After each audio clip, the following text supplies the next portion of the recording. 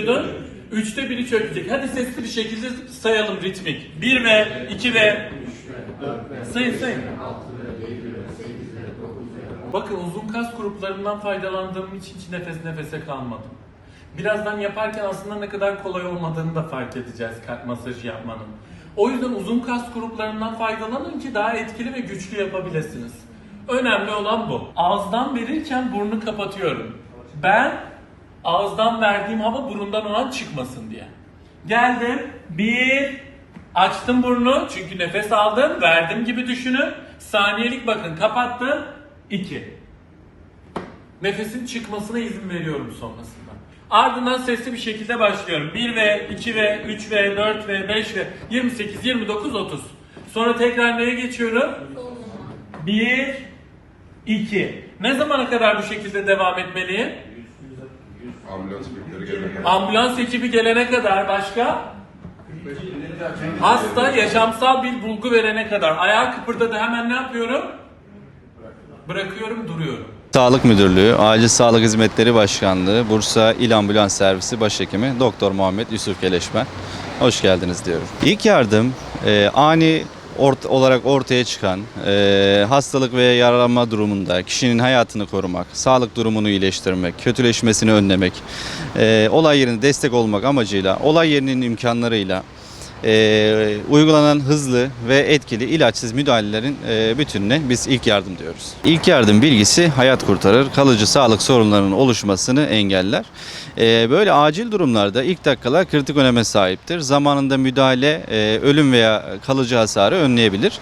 Bir diğer sebep ise ilk yardım bilgisini bilen kişiler acil durumlarda karşılaştıkları zaman ne yapacaklarını bildikleri için panik durumunu engeller bu durum ve bu da hem bize zaman kazandırır hem de yanlış müdahalenin önüne geçer.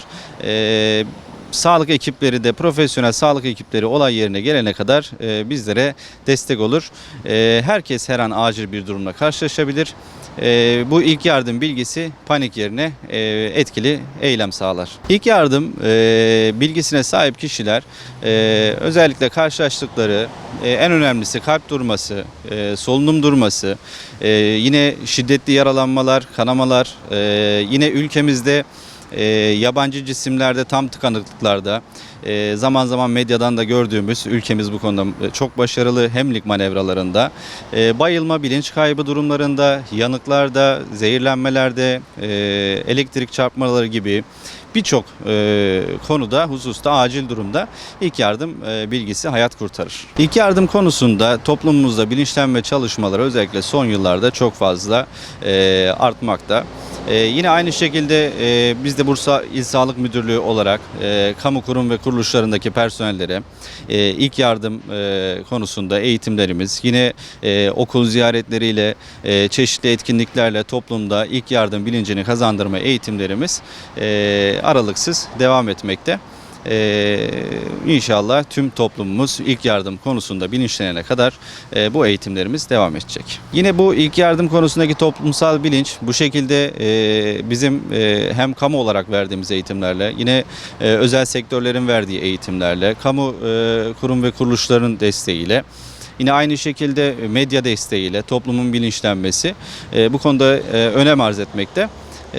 Özellikle ilk yardım konusunda yanlış müdahalenin önüne geçmek için doğru müdahalenin, etkin müdahalenin, ilk müdahalenin yapılabilmesi için yine medyanın da desteği önemli. Pahalı cihazlarla yapılmayan, ilaçla olmayan, son derece güvenli, bilgi ve farkındalık ile yapılabilen, hayat kurtarmak için çok önemli bir müdahale.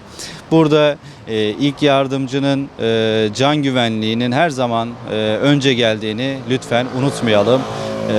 İlk yardım uygulamaları herkesin yapmayı bilmesi gerektiği, daha güvenli bir toplum için önemli. Yine aynı zamanda bizim sağlık profesyonellerinin olay yerine gelene kadar 112 acil çağrı hattından yapılan acil yardım çağrısından sonra olay yerine sağlık profesyonelleri gelene kadar ilk yardım bilgisi hayat kurtarır diyoruz.